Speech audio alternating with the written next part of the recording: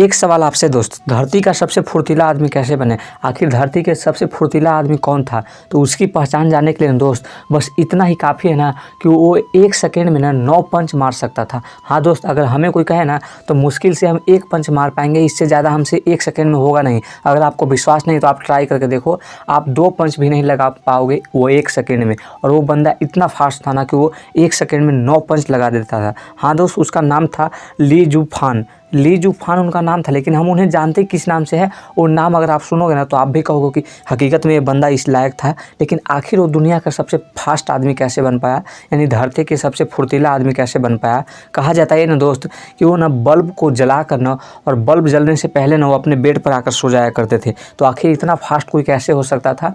जब वो movie shoot करते थे ना, जब वो पहला बार मूवी शूट किए थे तो मूवी जो फ्रेम में आया था, जिस कैमरा से रिकॉर्ड हुआ था ना, वो कैमरा उनके जो एंगल था ना उन्हें ब्लर कर दे रहा था, कैमरा क्लियर नहीं कर पा रहा था, इतना फास्ट उनका शॉट हो पा रहा था। तो आखिर ऐसा क्यों होता है दोस्त कि कोई इतना फास्ट हो जाता है और कोई एकदम स्लो रह जाता है? अगर हमें कहा जाए ना तो हम उनके मुकाबले कुछ नहीं है, उनके सामने कुछ नहीं है। जो बंदा 1 सेकंड में 9 पंच मार सकता है, उसी बात से आप समझ सकते हो कि वो कितना फास्ट होगा। और वैसे तमाम काम जो कि दुनिया के 99% आदमी नहीं कर पाते हैं, वो बंदा बहुत आसानी के साथ कर लेता था। तो आखिर ऐसे कैसे हो पाता था?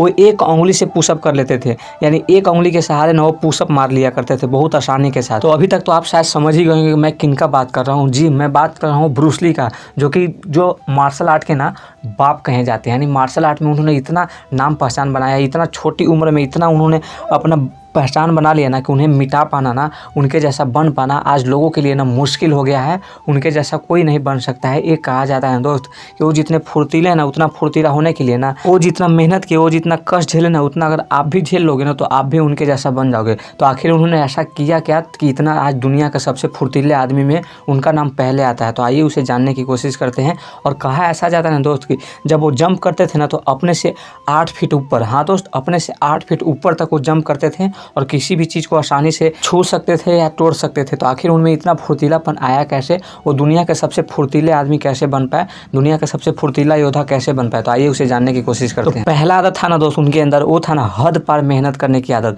और उनके अंदर इतना मेहनत का जुनून था ना, इतना अपने आप को आगे बढ़ाने का शौक था उनके अंदर, इतना जुनून था कि वो कभी भी मेहनत से हार नहीं मानते थे। और दूसरा आदत था उनके पास ना, वो था समय से आगे की सोच। हाँ, जिस समय लोग नॉर्मल प्रैक्टिस किया करते थे ना, वो उस समय ना समय की आगे की सोच करना और एक्स्ट्रा थोड़ा जो होता है ना, अपने आप को पागलपन जो कहा जाता है ना, उस लेवल पर वो प्रैक्टिस किया करते थे। क्योंकि उन्हें पता था कि आने वाला समय में उन्हें कैसे अपने आप को देखना है, कहाँ रखना है। उस समय की आगे की सोच को देखते थे, अपने आप को ना समय से आगे सोच कर और उसके मुताबिक वो अपने आप को ढालते थे। यानी दूसरा आदत हम सीख सकते हैं कि समय की आगे के सोचना कि आने वाला समय में कैसा डिमांड होगा। और तीसरा काम वो बहुत अच्छा करते थे ना, वो था ना कि लोगों से उनका अच्छा गुण सीख लेते थे। यानी लोगों के पास कोई अच्छा टैलेंट है ना, तो वो उस चीज़ को बहुत जल्दी सीख लेते थे। जैसे कि किसी को अगर अच्छा पंच चलाने आता है ना, अच्छा पंच चलाता है, तो उससे वो उस चीज़ को ना बहुत जल्दी सीख कर वो अपने आप में अप्लाई करते थे।